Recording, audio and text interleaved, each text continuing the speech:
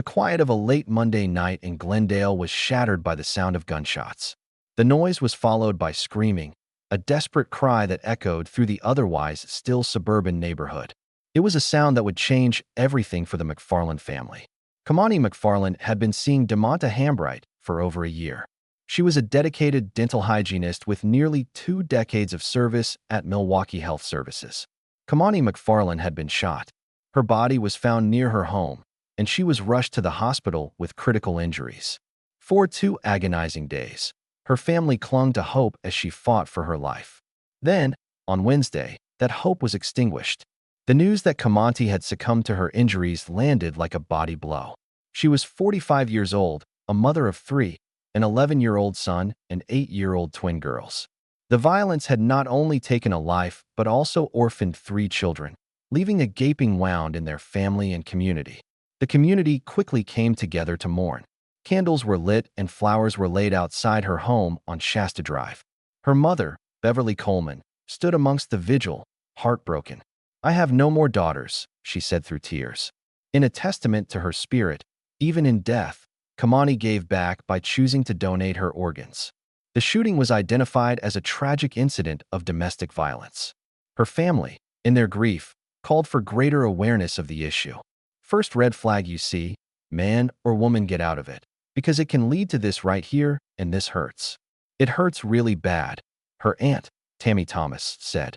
Meanwhile, the man suspected of the shooting, Demonta Hambright, fled the state. The miles melt away on the highway, each one a step farther from the crime. From the familiar streets of Wisconsin to the long, lonely roads of southern Indiana, the escape seems possible. But a killer's journey always has a destination. The chase began far to the north, a desperate flight from justice. But for a fugitive, the open road eventually narrows. On October 1st, police were tipped off to a stolen vehicle in Clark County, Indiana. A routine call, but for the officer responding, the tension was palpable. When the car finally pulled over, the driver bolted. A foot chase began across the quiet, unremarkable fields of the countryside. This wasn't a crowded city, with countless alleys to hide in. Here, the landscape itself would be the killer's final trap. The suspect, a man wanted for homicide in Wisconsin, vanished into a sea of green. The tall stalks of the soybean field offered a deceptive cover, a temporary refuge from the law. For a time, he was gone. But the search continued, a tense and determined effort. As the hours passed, police helicopters joined the search, their presence a buzzing reminder that the hunt was far from over. The killer was no longer a faceless criminal on the run, but a single, terrified individual, lost in the endless rows of crops. There is nowhere to run when a field of beans becomes a cage. After hours of searching, the suspect's desperate attempt to blend in came to an end. It was there, among the rustling green leaves, that police finally found him. The journey ended not with a grand escape, but with a quiet surrender in a simple farmer's field. An end to one story, and the beginning of another, the long, complicated story of justice. His capture could not undo the immense pain left behind in Glendale. The crime had been committed, the family forever broken, and a loving mother taken from her children. The history was a whisper, a series of failed alarms echoing through Wisconsin's legal system for years. Long before Kamonti McFarlane's life was tragically cut short, the name Demonta Hambright appeared in court records, his pattern of behavior documented but never truly stopped. It began with accusations, 9 different charges of domestic violence brought against him over the years. Each time, the process would begin. A terrified victim would call the police, a charge would be filed, and Hambright would be back in the legal system's crosshairs. But each time, the justice system's machinery would grind to a halt. The charges were dismissed, not because Hambright was innocent, but because his victims, like so many in domestic violence cases, were too afraid to appear in court.